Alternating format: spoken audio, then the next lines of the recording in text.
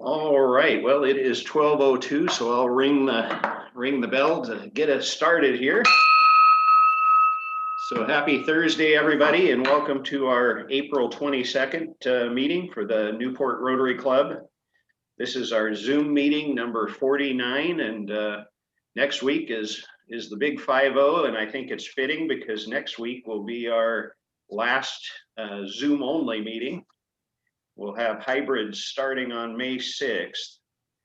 And on that note, John sent out a survey. Everyone should have gotten that in their email, hopefully by now. If you get a chance, go on and let us know if you plan to attend well, there's two things on the survey. There's a question whether you plan to attend our May 6th hybrid meeting in person at Best Western. And also our banquet is scheduled for Thursday, June 24th. And we kind of like to get an approximate head count for that because the number of people attending will have a lot to do with the size of space that we reserve. So we don't want to get too big of a space or too small. So let us know if you're planning on attending in person, either or both of those events. And we'll also have the Zoom component, so anyone that isn't comfortable in person or hasn't gotten the vaccine or whatever the case may be, we'll have a Zoom option as well. So let's see, I think we'll start things off with the pledge, and I see that our new Rotarian is with us today. So Connie, would you like to lead us in the pledge?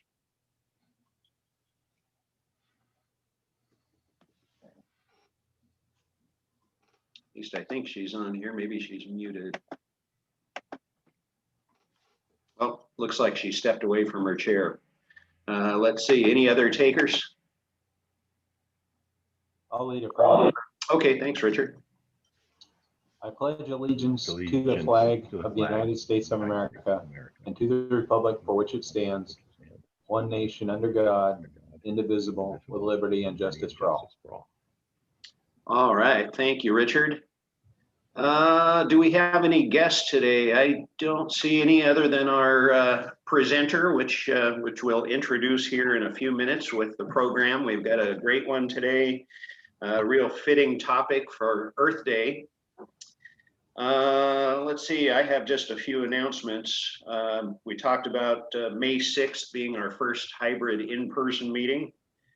Our beach cleanup donations that we collected about a month ago were really put to good use. The students who are cleaning the beaches weekly now have plastic bags, buckets, gloves. Here's a picture of the donations, what the donations that we gave purchased. Lots of supplies for beach cleanup. They got a scale. Here's some pictures of them in action, cleaning up the beaches. So far, I think they've picked up, boy, I'm thinking close to 1,000 pounds of garbage. There's the nice new gloves that our donations bought. So again, those were really put to some good use, and hopefully that'll keep them stocked up for quite a while. They're meeting every week on I think Wednesday, which is their day off from school. So it's working out real well. I know they just did it again this week. So let's see, I think I will call on Sonia to talk a little bit about the Seize the Day work party that was just wrapped up. Yes, thank you, Freddie, and thank you to John and Darla Zagel for hosting us for an outdoor dolphin sorting party. We went through, and thank you for everyone who was able to come out and join us. We went through it actually rather quickly. I think a lot of us expected to be there most of the night, but we did a really good job last year when we wrapped them up for the year. So we went through all of the tubs, put them in numerical order. They're all in the bags of a dozen, and they are marked with which dolphins are missing. John then took the went through them all, I guess, yesterday. We thought we were missing maybe a full tub. It looked like we were missing most of the 3,000 numbered dolphins, but it looks like maybe it wasn't quite that many. We ended up with, I think you said 4,779 total dolphins. So we are missing 221 dolphins. Not sure where they swam off to, but those we will have to see if we can either replace them or we'll have to sell. We can only sell 4,779 adoptions this year if we don't get replacements for those.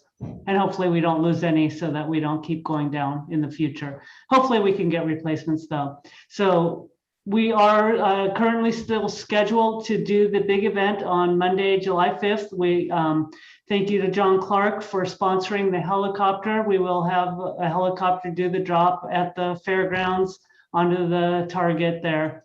So if anyone is interested, we will hopefully start selling tickets. Unfortunately, I have not gotten the adoption papers to submit to the licensing agency yet. So, and it's going to take at least 2 weeks once that gets submitted. We're still hoping to be able to start selling adoptions mid-May to give us a month and a half. The longer it takes to get those papers submitted, the less time we'll have to sell adoptions. But that's where we are today. We're still moving forward and it's looking good so far. All right, well, thank you, Sonia, for the update. A few more things to get through before we get to our program. We have a new member to induct today. So fellow Rotarians, it's the duty of our Rotary Club to add new members from time to time so that we may not only increase our usefulness and influence as a club, but also to extend the spirit of Rotary throughout the community. Today, I welcome to our ranks and admit to membership Connie Battles. Rotarian Connie, you have been elected to membership in this club because your fellow members believe you to be a worthy representative of your calling, and also you possess qualities that will permit you to exemplify the true spirit of Rotary in your public, business, social, and private life. I wish to impress upon you that you've been admitted not only to the Rotary Club of Newport, but to a worldwide association, and by virtue of your membership in this club, you will be welcomed into the fellowship of any Rotary Club in the world. The honor and privilege of Rotary membership carries with it its duties and obligations. You will be expected to attend the club's meetings regularly, to perform your share of club service, and to place your knowledge and talents at the disposal of the club in its task of carrying the principles of Rotary into the daily life of the community. Rotarian Connie, in the name of the Rotary Club of Newport, I now formally admit you to membership in this club, and affixed to your labels our emblem. Virtually, that is, I have a pin that I will get to you. Fellow Rotarians, I commend you to our newest member, Rotarian Connie Battles. Please join me in welcoming her. Welcome, Connie. Connie, would you like to tell us a thing or two about yourself?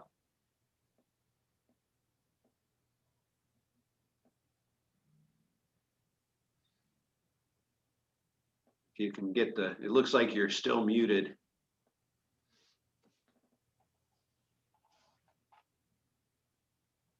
Mike, there you go.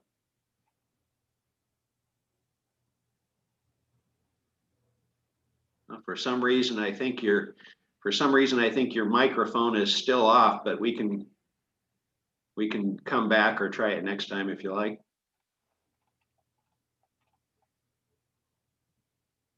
Yeah, still quiet.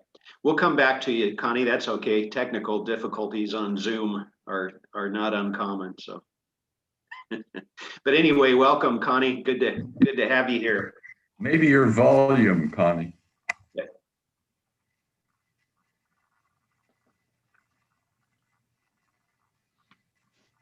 Yeah, sometimes there's a selection on Zoom when you log on that doesn't turn on the microphone, so that might be it. But that's okay. We'll come back to you. Let's see. Today in history for April 22nd, I have a few things Earth Day related and one to appease the baseball fans out there. Today in history, 1914, Babe Ruth's first professional game as a pitcher is a 6-hit, 6-0 win. And 1970, the first Earth Day is observed. That day remains the largest single-day protest in human history. And 2016, the Paris Agreement on Climate Change was signed in New York, binding 195 nations to an increase in the global average temperature to less than 2 degrees Celsius above pre-industrial levels, and to pursue efforts to limit the increase to 1.5 degrees. So, all right, with that, I will turn things over to Sonia Graham to introduce today's program. Can you all hear me now? Oh, now we can. Yeah, let's go back to Connie here. Hey, Connie. Hi, how's it going today, you guys? Good. Do you want me to say something about myself? Yeah, now that we can hear you, might as well.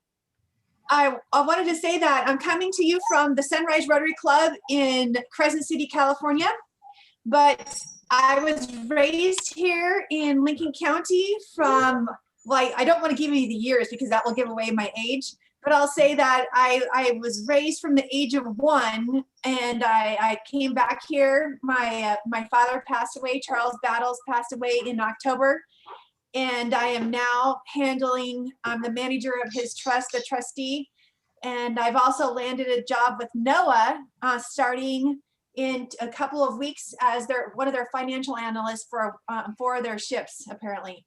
So I'll be doing that in addition to trustee work. And then I'm hoping to, I'm absolutely so grateful for all the opportunities my parents gave me. And as you can hear in the background, I have my husband and I, we had an informal dog and pet rescue. And I currently have 6 dogs with me. So I'm hoping to continue doing that kind of work in addition to paying it forward in the community on behalf of my family, who just felt extremely grateful for being able to be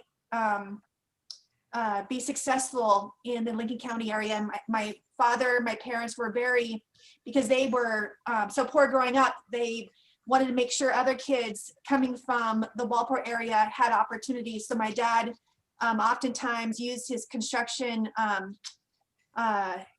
business to go and build baseball fields on behalf of the kids here in Walport.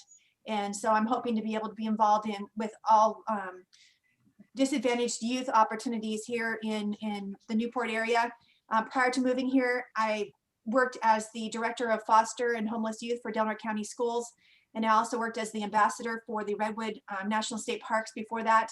And again, I feel very grateful for coming back here to Lincoln County. And again, I'm hoping to be able to be an active member in helping the other disadvantaged youth here in the Lincoln County area and doing other things to benefit the community. Well, great. Thanks, Connie. It's great to have you as a member. Welcome and congrats on the new job. That's exciting. And I'll say thank you to Richard for throwing me under the bus and like reeling me in. All right. Nice work, Richard. So, yeah, thanks, Richard. Yeah, so before I turn things over to Sonia to introduce our program, I almost forgot our happy bucks, and we need to hear from Bob. All right, everybody kind of give yourself a big stretch, take a deep breath, and I want some enthusiasm. Hello there, Rotarians. Hello. Bob. That wasn't very good, but say, Sonetta, where are you? Are you on here? Is Sonetta here today? I'm here. Just give me your standard answer. What goes up and never comes down? I don't know. Your age. Oh, that's a bummer, but true. Yeah, I thought that was really funny, and I'm glad to hear you also. Yeah, nice blanket, Sonetta. John, I remember you talking about don't bring up the topic of beavers or ducks. Well, really, there's nothing to talk about when it comes to the ducks. So we won't talk about that today. Birthdays. Jeff Outerkirk's got one coming up. Yeah, Cousin, yeah. how come you get older? Well, I do too. Like everybody else, as you said, it keeps going up and never goes down, right? Do you want to talk about that? When is your birthday? Tomorrow. Well, no, 25th, actually, a couple of days away. Feels like tomorrow. Today's my son's birthday. So Oh. I'll round my number up to 100 and I'll give the club 100 towards Seize the Day. Oh, well, thank you very much. That's very generous. My pleasure. How come I don't feel like you really feel that way? No, I really do, Bob. Yeah. Let's see, Tiana's not here, is she? No. Clara Little's not here. Matt Spengler's not here. Sonia is here. I'm here, but I gave last week when somebody was not here. Jim wasn't here for that? Okay, well, that's very generous of you. Greg's not here. Have we got any happy dollars out there? And I'm expecting some happy dollars from Dustin and Freddie, you too. I've got some happy dollars. Oh, good, Diane. Want to tell us about them? Sure. You see what I'm in today? I'm dressed in my Coug gear. I'm sorry. Well, I'm not.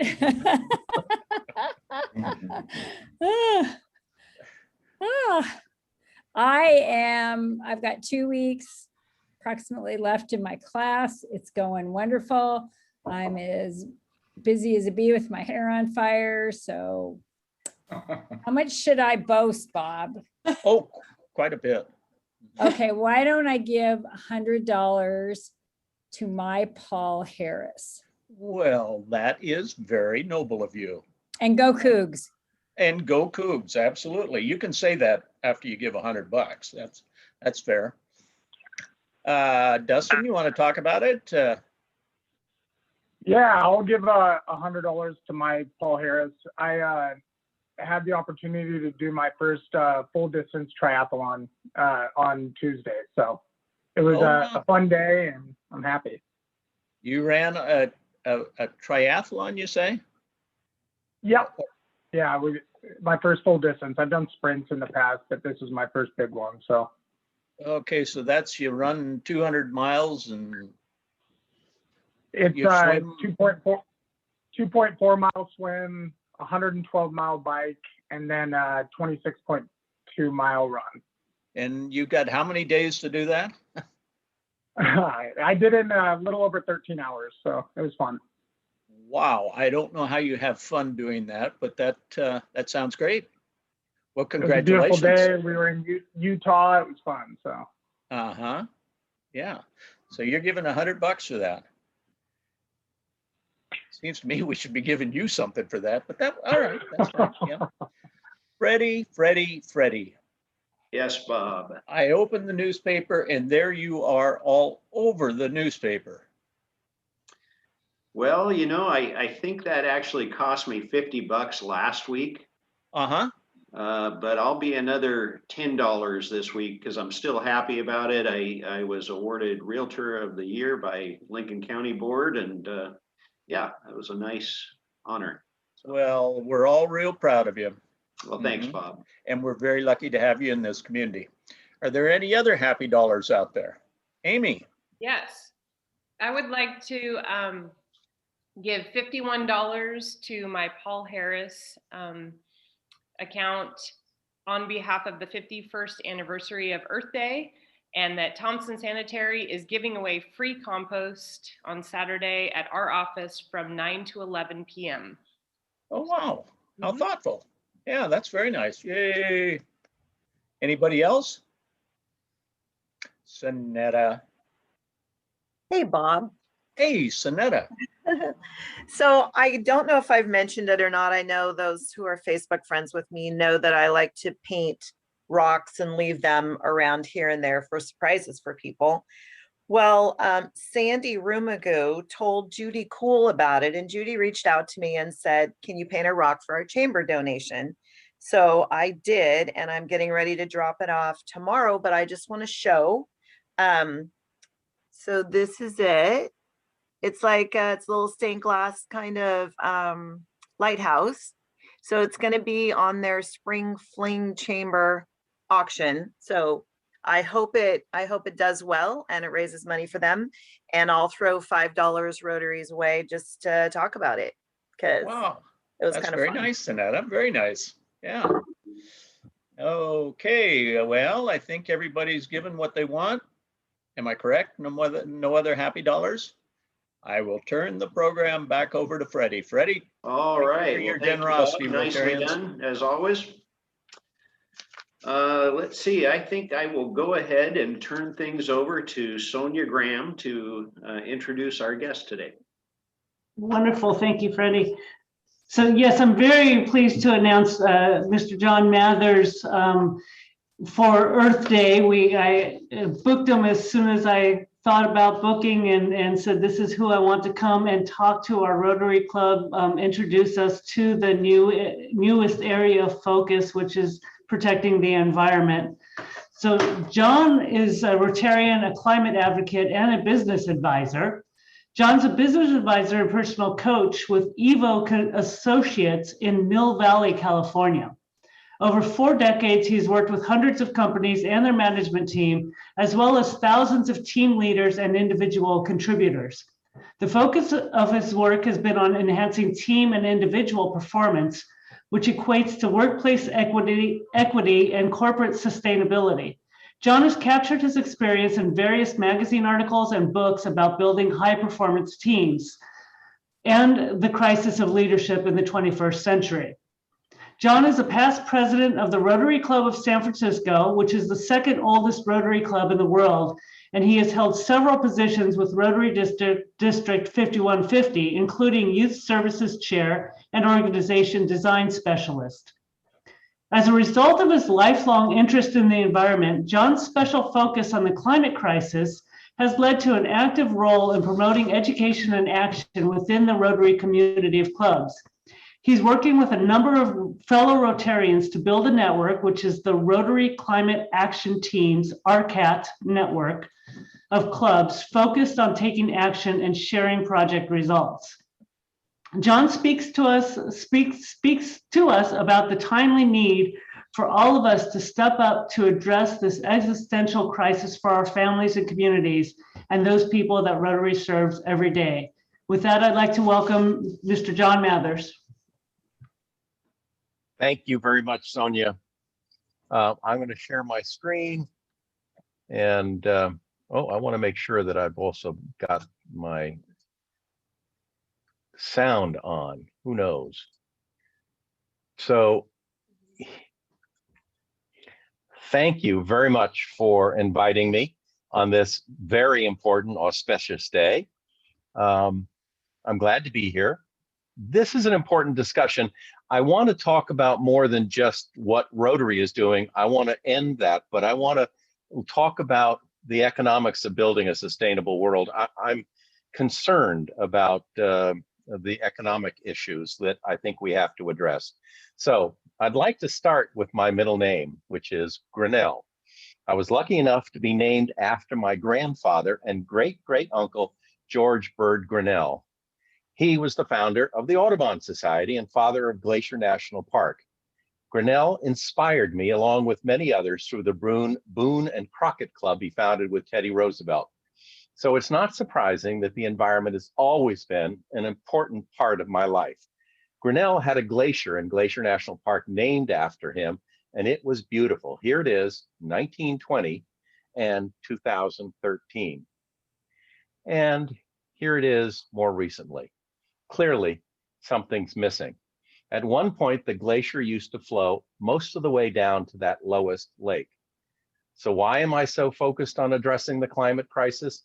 I want my kids and their kids to have a world that's not threatened with extinction.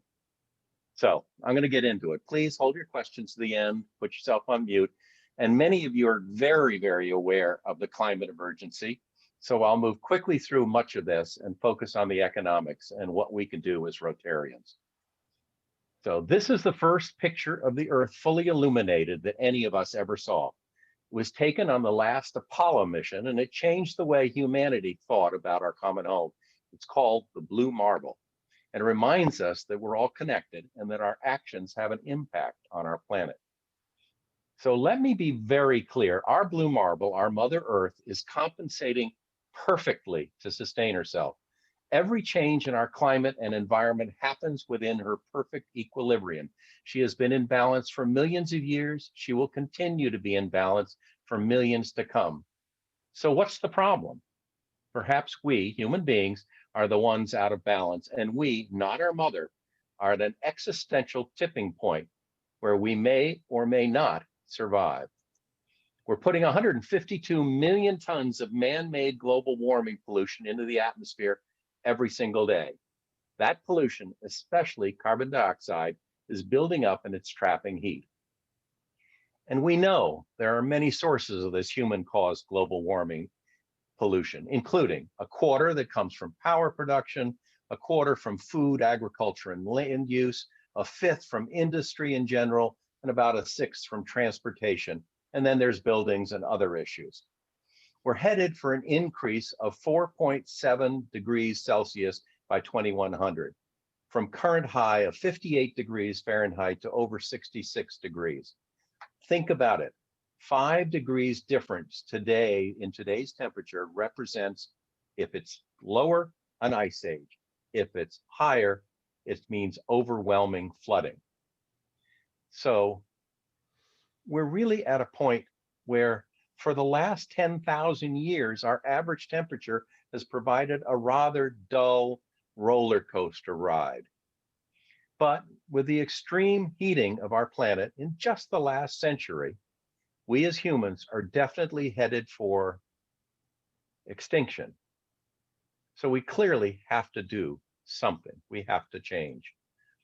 We have to make choices now to transition to a sustainable world.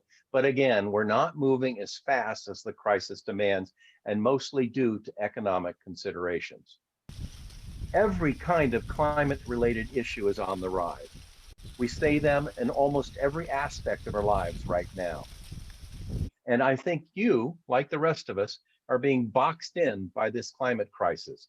I don't know much about Newport, but it looks to me like many other areas along the coast where you're dealing with ocean acidification, sea level rise, severe storms, rogue waves, waste and stormwater systems, and the deterioration of coastal kelp and the diminishment of old growth forests. These are the best resources for CO2 sequestration. But on a broader level, we know that sea level rise is on the way. Mitigation will be significant in terms of cost and lives. Here are some examples. New York, $100 billion. Tokyo, $160 billion. Rio, $150 billion. And London, $300 billion. Can countries afford to pay for mitigation and deal with the impact on their populations? Look at the most susceptible cities at risk by population. Many in developing countries, they're in grave danger. If parts of these cities become uninhabitable, where will the people go? How will that impact the global cost of the adaptation? And who's going to bear the cost? Right now, the number of climate-related events has been going up worldwide, according to the insurance industry. 2018 and 19 ranked amongst the top 10 most expensive for overall losses. 160 billion in 2018, 140 billion in 2019, and 2020 looks like a US alone is $79 billion. We need to understand that this crisis is like an overflowing tub. We have to do more than just turn off the faucet, which is the net zero of the Paris Accord. There needs to be mitigation, aggressively addressing the crisis as they arise. Adaptation, finding ways to live within the shifting environment. But we must also empty the tub from current unsustainable CO2 levels at 470 parts per million to below 300 parts per million. That means restoration, bringing down CO2 levels through land and ocean sinks, natural sequestration. We can't count on technology to do it all. We need to change the way we use our land and oceans. We need to do all three, and Rotarians have a great part to play in this. We're stuck in a feedback loop. Temperatures rise, heat is trapped, and temperatures rise even more. We need to stop the loop. We need to reverse the feedback and restore our world. The Dalai Lama and Greta Thunberg had a virtual conversation not too long ago, sponsored by Climate Emergency Feedback Loops. Check out the associated videos on forest, permafrost, atmosphere, and the albedo effect. I'll share the link with you at the end of the talk, and I'll send it to Sonia. We're running out of room to make a shift to a sustainable world. According to recent research, there's only 220 billion tons of room left to stay below the 2 degrees Celsius limit of the Paris Accord. And there's a lot of sources to fill that basket. What's happening with permafrost in the Arctic is scary. So we're in danger right now. Again, there are some opportunities for change. It is possible. And some of the resources and know-how are in fact coming into play. Solar, wind, nuclear even. There's enough solar energy reaching the Earth every hour to fill all the world's need for a full year. And did you know that globally, wind and could supply worldwide electric consumption 40 times over? And did you know that nuclear energy at scale with safety and other innovations currently being supported by people like Bill Gates can deliver 4 million times the energy of coal or gas without producing global greenhouse gases?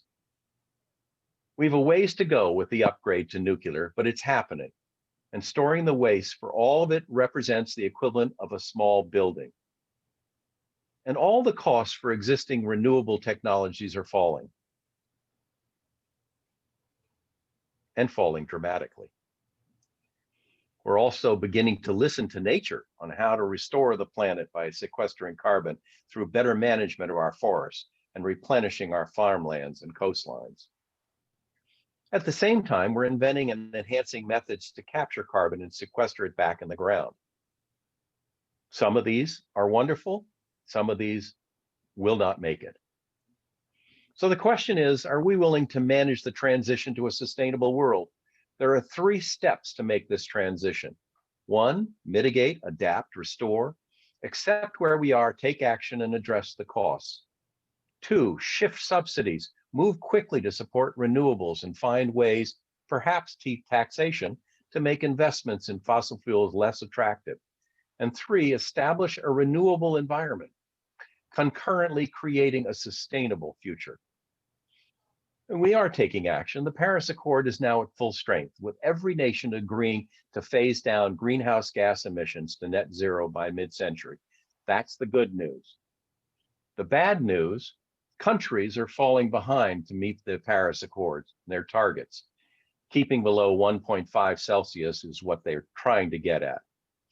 Interestingly, the first 75 countries reporting on their COP26 goals for 2030 with a reduction plan of 45%, they're actually, the first 75 said they're going to reach 0.5%.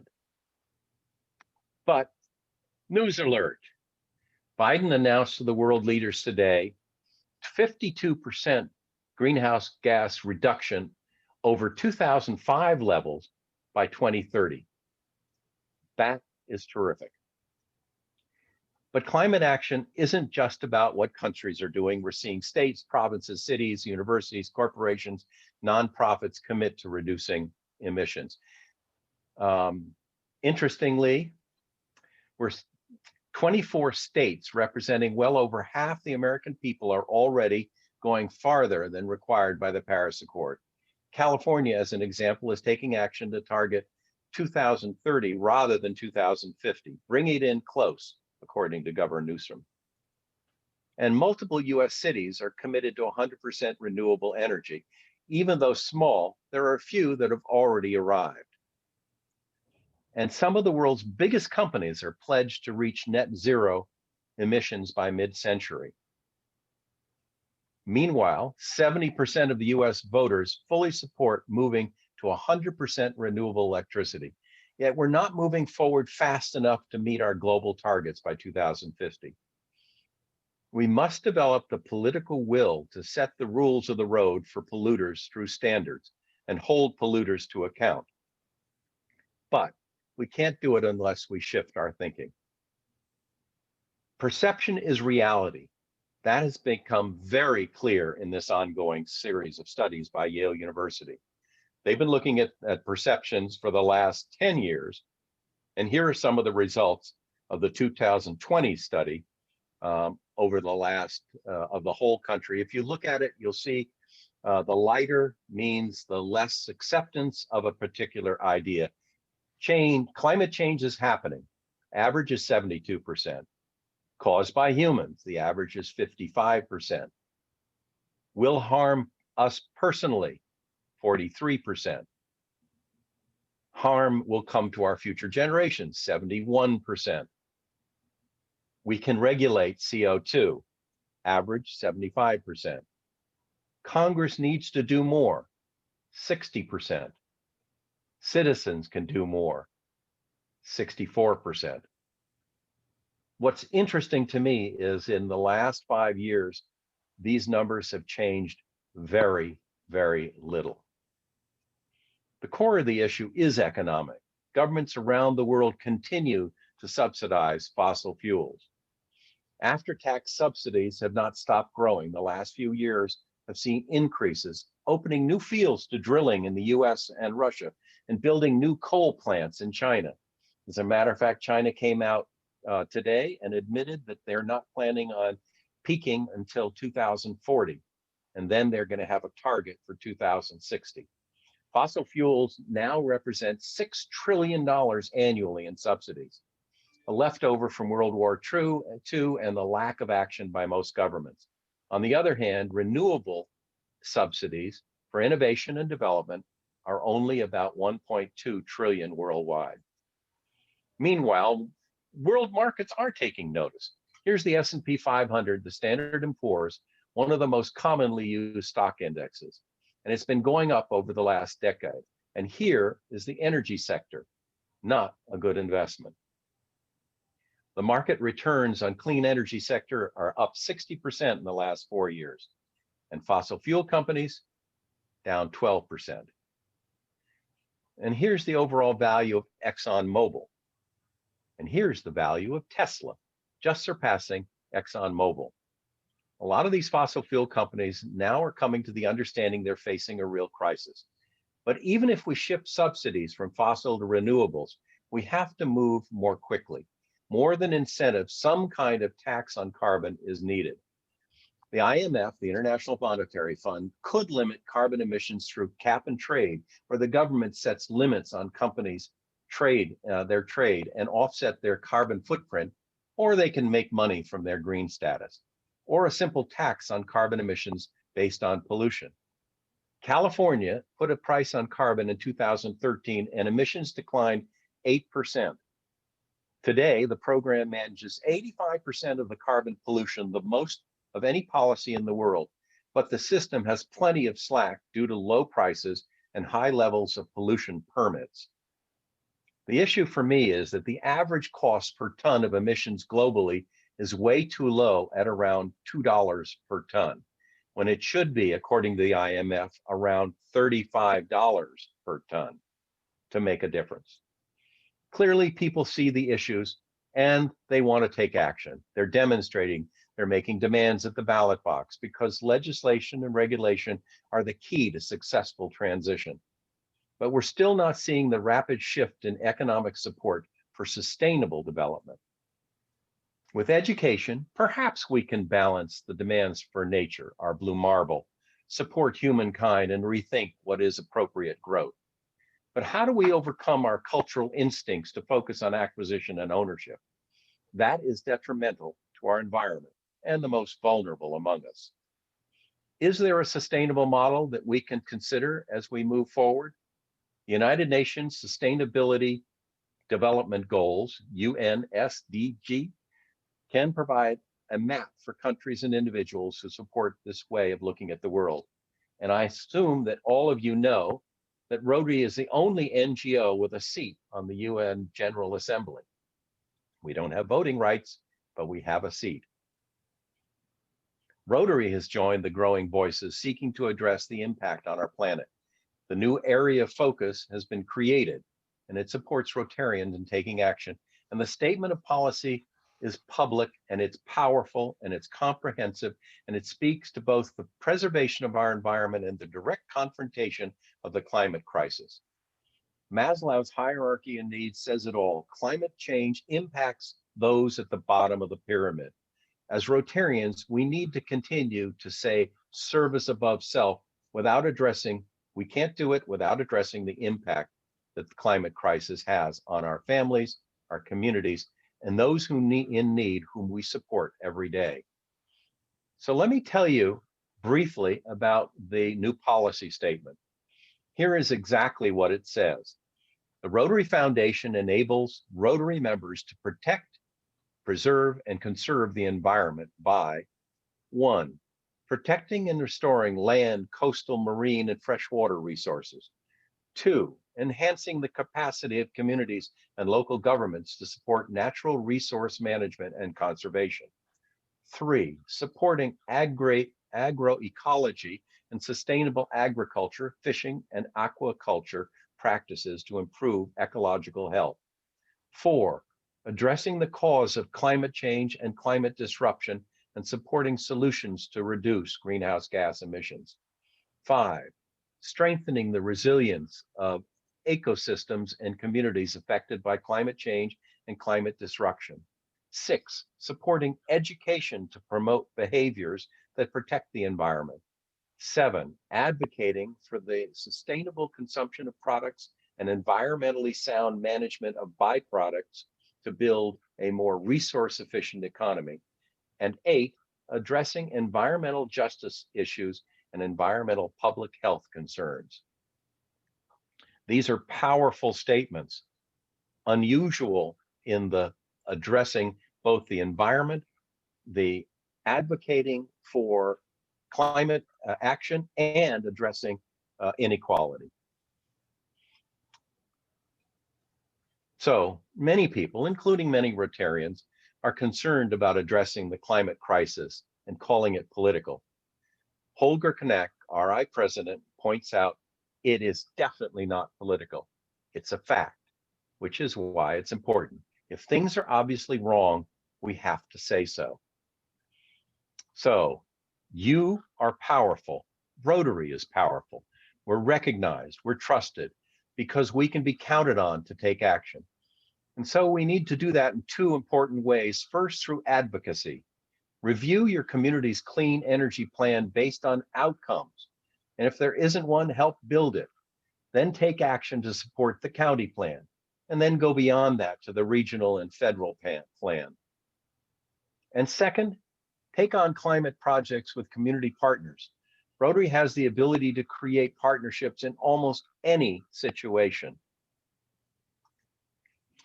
And there are plenty of Rotary organizations to help you. Through SRAG, Environmental Sustainability Rotary Action Group, we're expanding membership while continuing to focus on key Rotary-wide projects. And RCAD is helping build club infrastructure to focus on community projects and to share successes with other clubs. Working together, we support our environment and confront the climate crisis. Using our online resources for information, action, and for project success stories. We have different speakers to inform you and your club on key issues. Upload your projects to our site so others can learn from your work. It's easy and can be done from your smartphone. And be sure to join us the 3rd Thursday of every month for our Global Speakers Forum. Consider working with ideas and data from our Rotary partner, Project Drawdown. It's a coalition of scientists, researchers, and advisors from all over the world with a goal of providing 100 solutions to reverse global warming. Buy the Drawdown book, download the free Drawdown review to help direct your club's actions in the community. They've also got some brand new videos that are very powerful. There are plenty of project ideas. Here are just a few. Any one of these is powerful. I know that you're doing a number of projects already. These are ones to consider. But let me give you an example of a potential project. EV ride drive. It's important because electric CO2 emissions are almost nil versus gas, hybrid, and hybrid plug-ins. And it's easy to do. Partner with other Rotary clubs and Rotary clubs, arrange an EV sales organization like Tesla, Ford, GM, or VW, or just depend on EV owners. They love to tell their story. Get support from local government based on your clean energy plan, and include other environmental groups. It's fun and not hard to put together. And a recent California study of 4,000 visitors to ride drive events showed that an amazing 98% say they'll buy or plan to buy electric. And there are plenty of other resources. Take the time to do a short or a long form carbon footprint assessment. Best short form is the gold standard. Our partner, BrightAction.app, called We Renew, does an excellent and detailed assessment. If you go to Bright Action, We Renew, and input your zip code, you'll access local assessment with potentially 50 to 75 suggested actions that you can take. And right now, Bright Action is making it available to support Rotary clubs in setting up group programs where the whole group gets to analyze their footprint and track the results. Businesses and organizations can seek green certification based on UN sustainability development goals, or through a myriad of green certification programs in almost any county and any US state. And there are no one that is the best, as each of them fits the needs of the local community. So research that might find that's available for you. And as I said, I'll put all of this into a note and send it to Sonia. Consider being responsible when you travel, whether for business or pleasure. I'm not going to go into these service areas, but know that travel is an important element in your carbon footprint, and you need to be responsible for it, and also be responsible for making sure that when you travel, the money that you spend actually is spent in the local area and not to tour or hotel organizations that are located outside of that local area. So we can overcome resistance by deciding what our focus is. Maintain the existing model, move to a new paradigm. There are numerous cultural and political directions we need to consider. The UN is pushing for its sustainable development goals. Actions like the Assisi Manifesto say that climate change is an opportunity to address global inequities.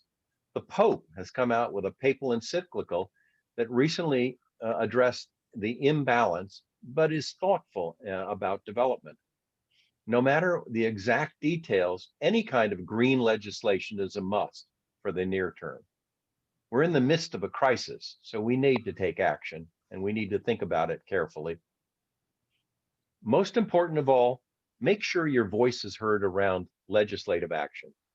The Citizens Climate Lobby is in the forefront of legislative action to address pollutions in the United States and is now partnering with Rotary.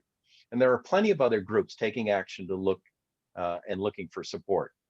Consider the programs, give your time and energy. This is the most important thing you can do to make a difference in the economic issues associated with the climate crisis. So take action, that's the bottom line. Create an action team, become a member of SRAG so that you have the strength across all of Rotary. Join the RCAT network as an action team and access your our regular programs, speakers for your club, connecting with other clubs, and sharing your projects.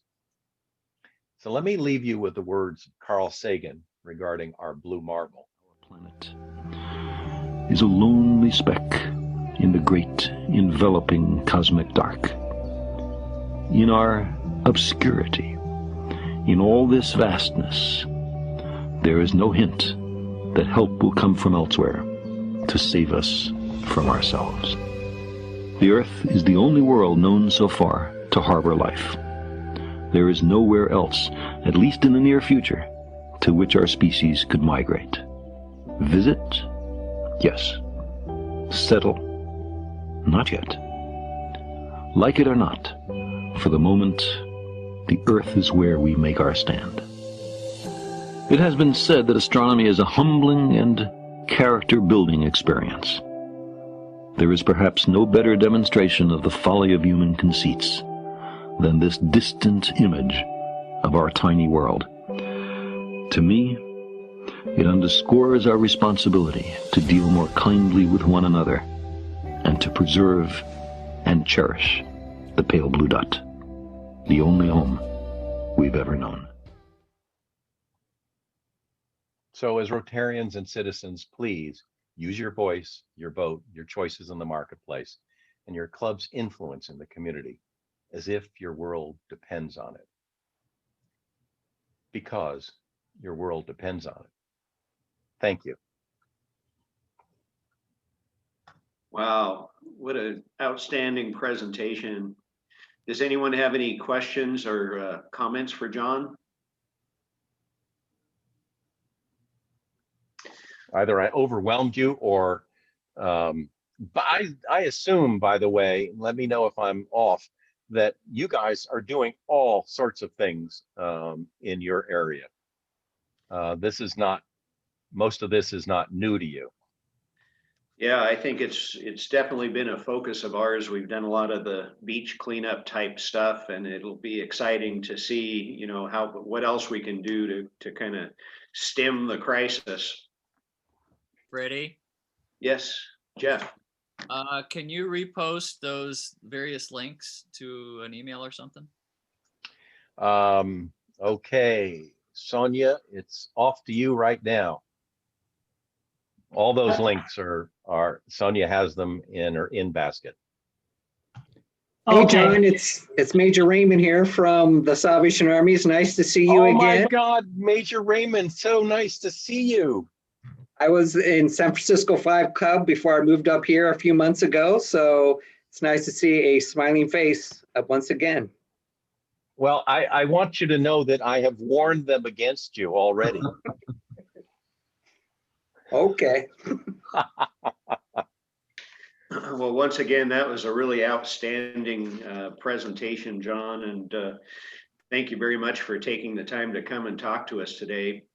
And as you know, Rotary's been committed to stopping polio in the world, among other things, and we like to vaccinate children in the name of our program presenters. So we're going to vaccinate 50 children against polio in your name. So thanks again for joining us. Thank you.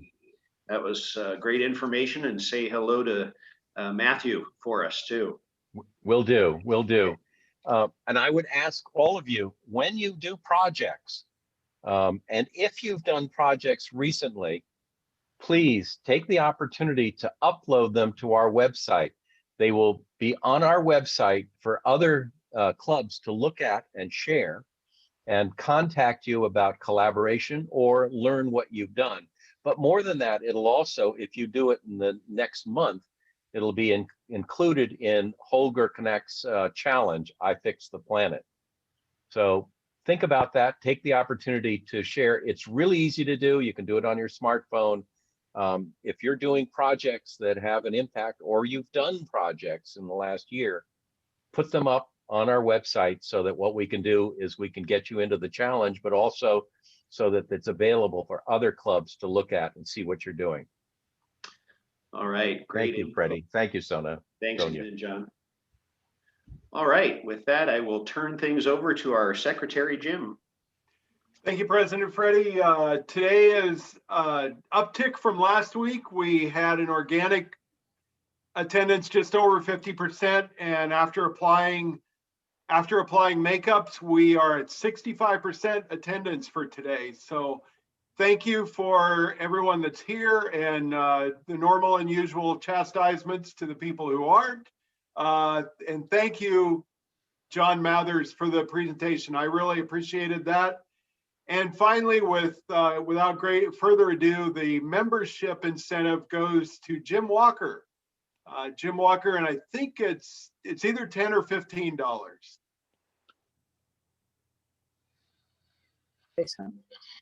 Why don't we give that to Seize the Day?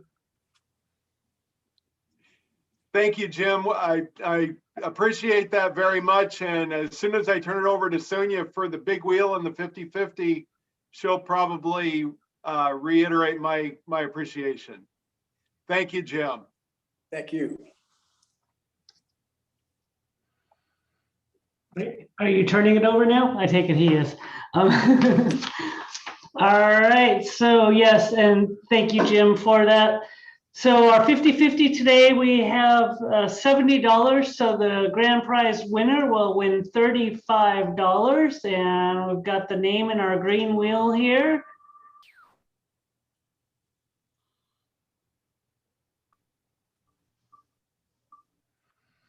Okay. Loretta.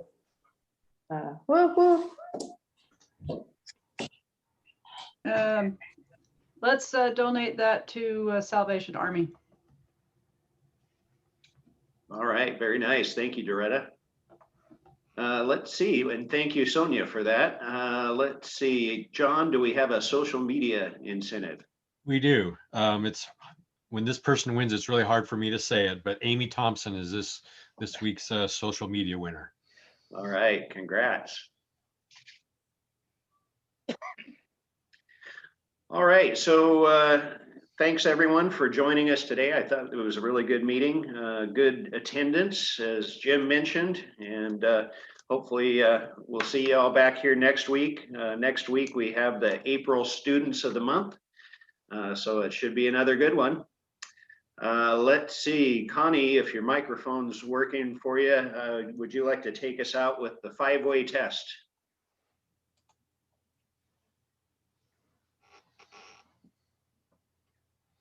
Or I'll have to call on Richard again. All right, Freddie, I'll cover for Connie here. So the Rotary 4-way test of the things we think, say, or do. First, is it the truth? Second, is it fair to all concerned? Third, will it build goodwill and better friendships? Fourth, will it be beneficial to all concerned? And fifth, is it fun? All right, well, thank you, everybody. Great to see y'all and have a great week. See you next Thursday.